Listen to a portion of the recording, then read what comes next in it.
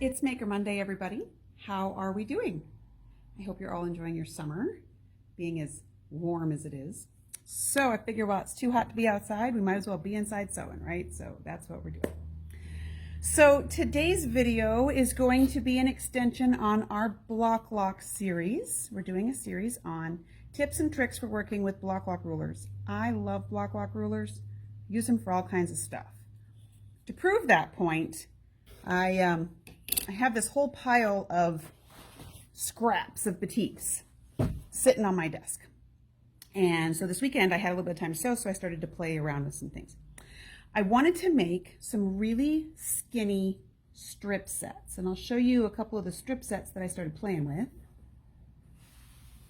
Okay, so these are really tiny strip sets. I've been doing them in blues and yellows because that's the color scraps I had, and I'm doing a Ukraine themed quilt. But I wanted really skinny strips. So coincidentally, today's video is supposed to be about Bloc Loc rulers. This is my preferred method for getting nice skinny strip sets. You want a foundation piece you can get here, but cutting things 1-inch strips and then ending up with a really consistent 1/2-inch finished strip is a little crazy making sometimes. But I literally had to do zero thought process to get these perfect strip sets. And then I went and cut them into triangles. So the fact that I had these really straight, consistent strip sets made it really easy for me to cut 60-degree triangles out of it.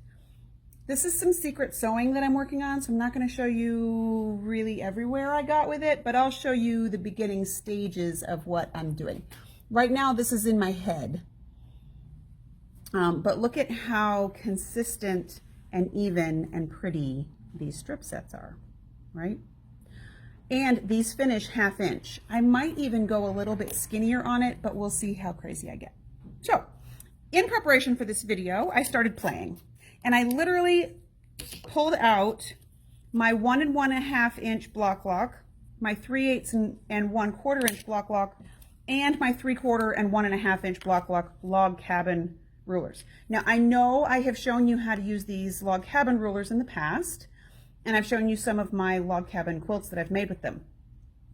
But I'm going to show you 2 other things you can do with these rulers that just make you look really good. And one of them is strip sets. So I pulled out these batik scraps that I had, and I started playing, and so I made some strip sets. Okay, these are 1 1/2-inch finished and 3/8 finished strips. The strip set then finishes 5 1/2 inches. I was like, well, I'll cut those into squares. So I cut them into squares. Then I cut the squares into triangles, and then I cut the triangles into triangles, and then I sewed the triangles back together into squares. And then I used my Bloc Loc half square triangle trimmer to trim them down to 4 1/2-inch squares. Okay, so this is one of the blocks that I ended up with just from playing. This is another block that I ended up with, and then I went and sewed some white fabric around the outside because I'm going to show you a second little trick you can do with these trimmers to do inside sashing. Okay, so how did we do this, you ask? Oh, well, I'm going to show you. I have, let's see, so I've got a handful of strips here, and I'm just going to start with 3 blue strips and 2 yellow strips because that's what I did in the sample.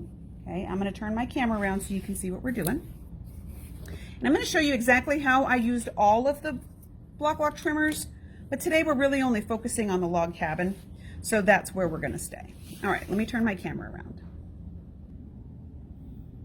All right, so I've got my 5 strips here. You'll notice they're all different sizes. I didn't measure any of these. These were just how they came out of the scrap bin. This one's a lot wider than this one, but it's not even going to matter because when we use our Bloc Locs, they're all going to get trimmed down anyway.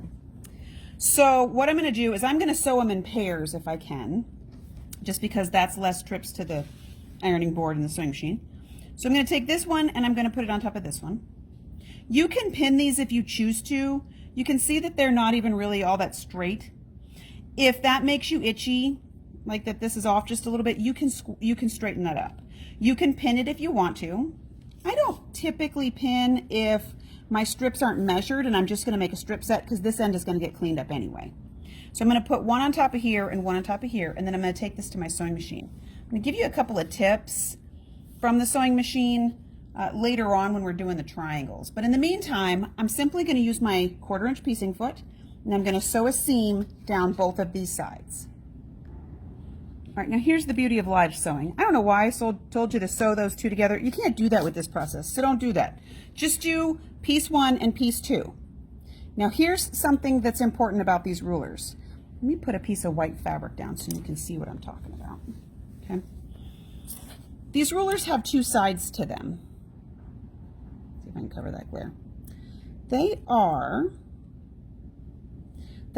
have the logo on one side, and they tell you up here in the corner what size you're going to have a finished strip of.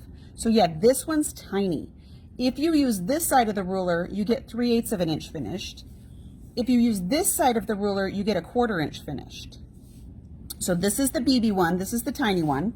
Then the next size that you have, you can do a 1/2 inch on this side and 1 inch on this side. So depending on which side you use to cut, that's what size finished strip you're going to end up with. The other one that I used was the 3/4 one side, the 1 1/2 the other side.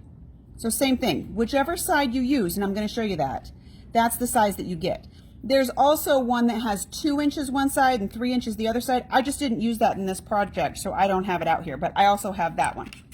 So the way these work, for instance, I'm going to trim this yellow one down to the 3/8 of an inch. I want to make a really skinny strip here. So I'm going to take my Bloc Loc with the 3/8 of an inch facing up. Whichever side is facing up, that's the side, whichever side you're going to cut, that's the side you need to press toward. So when you're making a log cabin, you're going to always press toward the log you added. So I have pressed toward my yellow piece. Take my log cabin, I'm going to lay it on top of my strip set. I'm going to take my ruler and I'm going to push it up until it locks on that seam. See how it's locked on there? Here's the fun part. People ask me all the time, they're like, yeah, but if I buy a log cabin, or if I buy a Bloc Loc, I can only make a 6-inch block and I want to make a bigger block. That is simply not true. So I'm going to show you how you do that. So you take your ruler, you pop it on there, and you cut as far as you can, and you stop your rotary cutter. Slide your ruler, slide your rotary cutter, slide your ruler, move your cutter, slide your ruler, move your cutter. Okay? And then you can take this little piece off and throw that away. So you get a lot of really great quilter spaghetti in this process. All right, so now I have trimmed this to put the next one on. But wait, there's more. I want to also trim this side because I want this side to finish 1 1/2 inches. So I'm going to pull out this ruler, plop it down, and since I'm going to cut this side and I'm not left-handed, flip her around. I'm going to take the 1 1/2 inch, that glare is making me crazy. And I can't block it. I can block it with my body. Okay, we're going to take this ruler, we're going to pop it onto the 1 1/2 inch side. Since this is our lock on, we're going to lock this down onto the seam because that's the seam that'll grab it. Slide it over to the end, open your cutter, cut as far as you can, slide, cut, slide, cut, slide. Okay? Until you cut all the way off the end. So now I have, hang on, go away. I've got a strip set that has 1 1/2 inch and 3/8 inch. Then I'm going to take my next blue piece and I'm going to set it on top of the yellow. I'm going to sew a seam and I'm going to repeat the process. I'm going to come back with a sewn 1/4 inch seam. And like magic, we have our next row on. Since I cut this 1 1/2, I'm going to cut this 1 1/2. Now, if you don't want to do that, if you want this to be 1 1/2 and this 3/8 and this 1 and that 4, I don't care. So we can mix this up a little bit if we want to. So how about we do 3/4 of an inch finished on this blue log. So we're going to click on to our newest seam. So see, it clicks into that newest seam. slide it over. If you want this end to be nice and cleaned up, that's really easy to do because you can just chop it off. Line up your new addition. Cut, slide, cut, slide, cut, slide, cut, slide. Okay? I can't get that one little corner because my camera's in the way. But we're going to square that up anyway. Okay? So we're going to do the same thing until we have a second yellow and the last blue. And we're going to trim each one. All right, so here's our strip set. I trimmed this to 1.5, this to 3/8, this is 3/4, this is 1/4. Now, I feel like I have some decent piecing skills. I would not trust myself to make a 1/4 inch perfect finished strip ever. But this is very consistent every single time. Look at how it stays a 1/4 inch all the way down. So when you mix the 1/4 inch finished block lock with your 1/4 inch piecing foot on your machine, it's hard to get that wrong, okay? So, and I'm going to show you how to use this one in a second. That's why I'm not going to show it twice. So we've got 1.5, we've got 3/4. So let's do a 1 inch log here, just so we can see all of the different sizes represented. We're going to click on to that new log or that new strip we just added, and we're going to cut all the way down again. So we're going to cut, slide, cut, slide, cut, slide. This feels like a line dance. Maybe we should make a song. Okay. All right. So now we have our completed strip set. And look at how accurate all of those strips are, even though they're all different sizes. Again, I feel like I've got some okay piecing skills. I can't get this accuracy any other way. Now, this is a pretty decent strip set, I think. I'm going to now take my strip set ruler. I'm going to show you how to do more things with this on another video, but just for funsies, on this one, we're going to show you how to get a strip set. So if I go and measure this and see how wide it is, of course, a really awkward measurement because of all those sizes I put. It is 4 1/4. So if I want to cut squares out of this, I can use my strip set ruler. It has those grooves both up and down and side to side. So depending on what size of a strip set you're cutting, you can use either side. But you're still going to find a strip to lock onto. Usually there's one that's more consistent than the rest. Here's a tip. Since this one I pressed the opposite way from the rest of them, that's the one it's going to lock onto the best because all of the rest of these are facing the same way. So this is how this ruler works. I'm just going to clean up one side. Here's the beauty of it. Even if your strips are a little bit weird, the ruler is going to click on to the strip itself and it's going to straighten everything. Okay, so I can then take my strip set ruler, slide it over, what did we say we wanted, 4 1/4 to make a square. So I can slide this over to 4 1/4 and cut a square. Okay, now just to check and make sure it's square, if we fold it in half, we should have 2 triangles, and we do. So what I did with this was I just cut squares out of it. That's how I made the last one. Whatever size my finished strip set is, I can use this to cut squares with. Okay, then I took a regular ruler, but I just cut my pieces in half this way and in half this way. I usually use my Quilter Select ruler for this part because it doesn't slide as much. Because when you're not locking onto something, you know, it's kind of different. Okay, so now I have these different shapes of strips. And I made them on purpose to not match up because all of these pieces are different sizes. They're not going to match up. So these are sort of wonky strip piecing, which I think is kind of fun. And you can mix these together any way that you want to. just play with it, have fun with it. Okay, so now when I put these together, you can lay these out and mix and match them any way you want. Just, you know, get as weird as you want. Maybe I would put this one this side and that one that side, so it kind of makes a strip kind of look. Okay, when you take these to the machine, this is how I like to communicate with myself at the cutting board instead of at the machine. So I will match up the thing that I want the seam to be on, and I will put a pin in it with the pointy end of the pin facing toward the seam that I want to sew. This way, when I get to my machine, I don't have to go, crap, which way was the right side? Which one is the seam?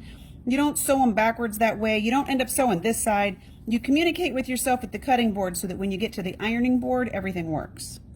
So I put my pin out here, and I put the pin in a way that the pointy end points toward the part I want to sew, and my needle or my pin is out of the way of my seam allowance. So it doesn't matter if I sit down at the machine and I sew it this way or I sew it this way, it all comes together. Okay, so I'm just going to put a couple of these together. So we're just going to make one square.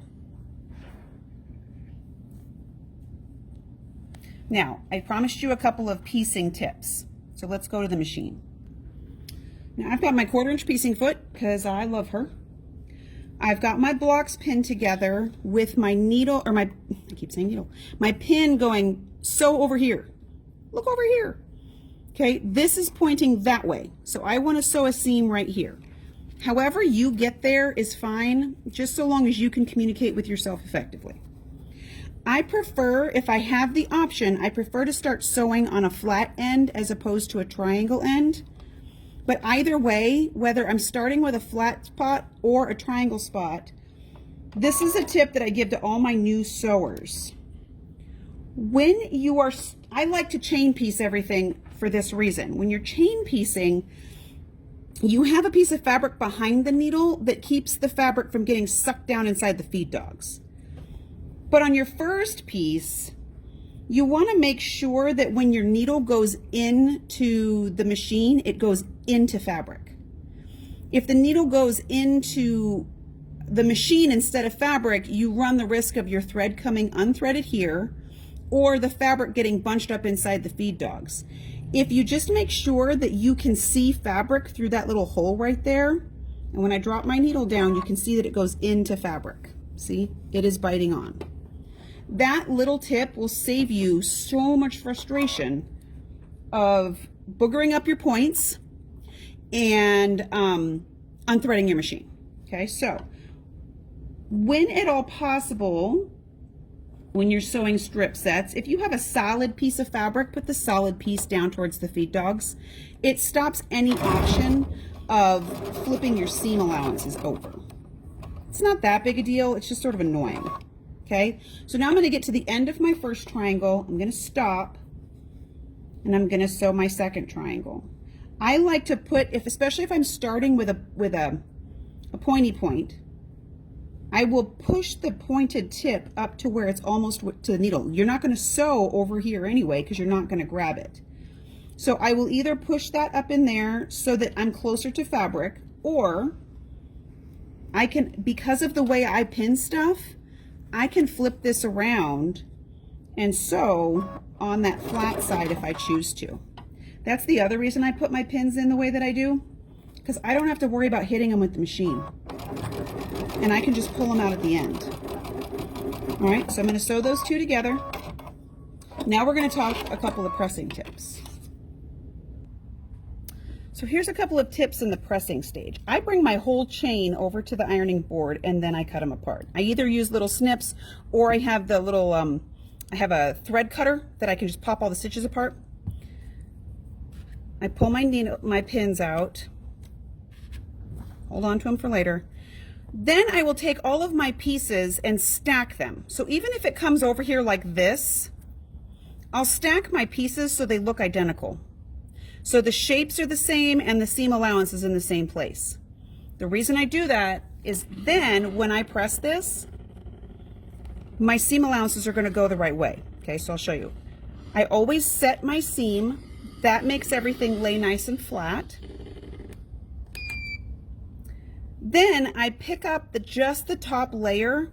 Don't pull on your fabric. That's how it gets distorted. But if you use just the weight of your iron to press your piece open, and once it's open, hit it with some steam, that's going to lay all nice and flat. Okay?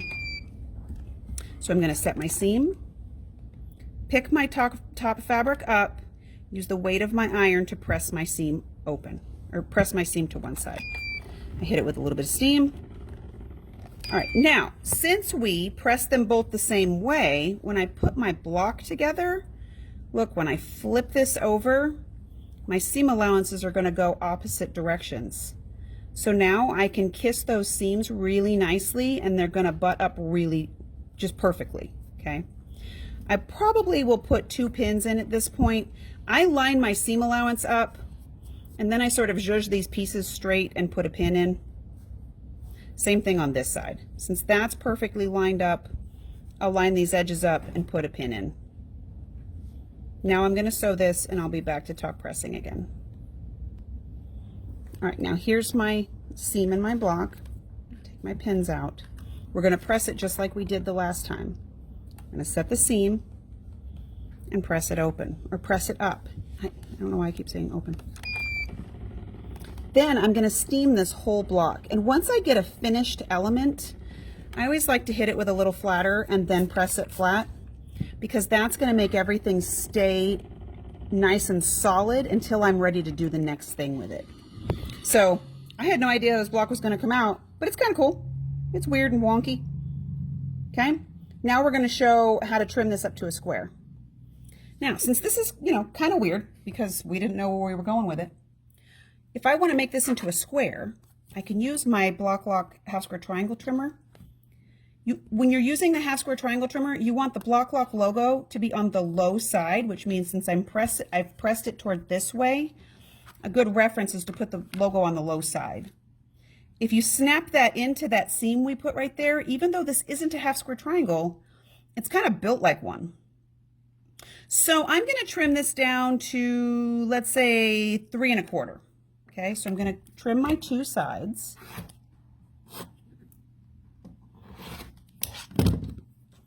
Then I can take this whole block and I'm just going to slide my ruler down. It's going to run right along that seam that we've used to cut the first side.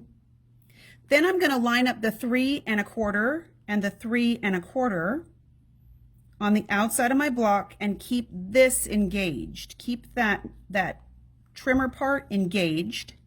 Make sure you lock both of those 2 sides. Then I'm going to trim that side and that side. And now I have a nice square block. Okay. Now, I want to show you another fun trick with a log cabin trimmer. With the first block that I made, you see that I took my funky block that I made, and then I made sort of a messy border around the outside.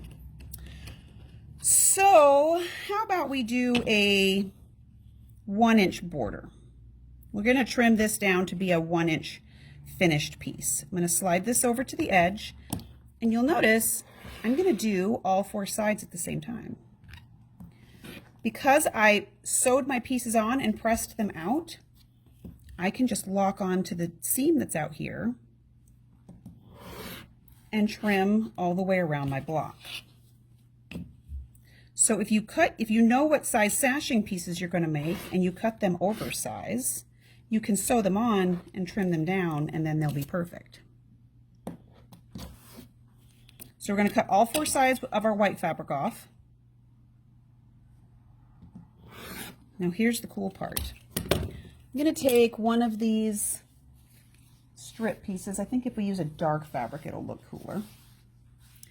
And I'm going to do what I just did, but with the dark blue fabric. So I'm going to sew a piece this side and a piece this side.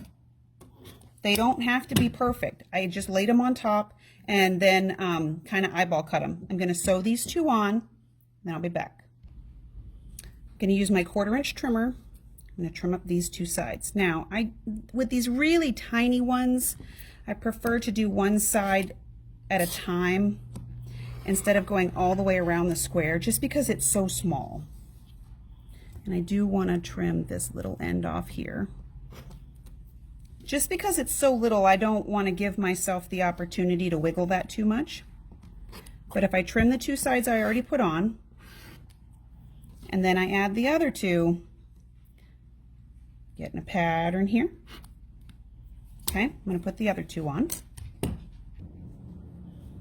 right, I forgot to hit play when I trimmed this other side, but you know the drill. We're going to trim the last 1/4 inch side.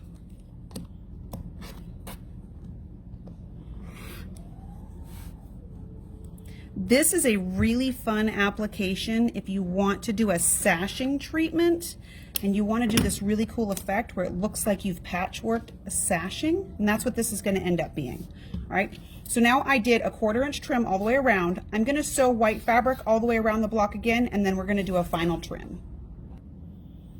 All right, so I sewed a white border on. Oops. I sewed a white border on, and let me see if sorry, wrong way, guys.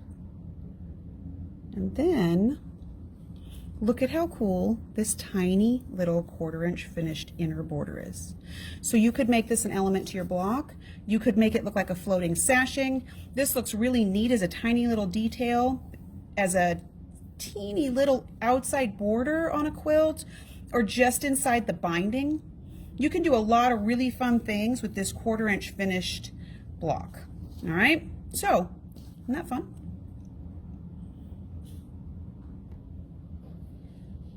So we used lots of Bloc Loc rulers to make this block. But the things that were super fun was making all these different size strips and this really cool outside border treatment. So if you are kind of freaked out by doing a log cabin, I highly recommend these rulers. But they aren't just a one-trick pony. You can do lots of fun stuff with different Bloc Loc rulers for different reasons. Okay, so for the sake of today's video, the things that we are featuring are the 4 sizes of Bloc Loc ruler.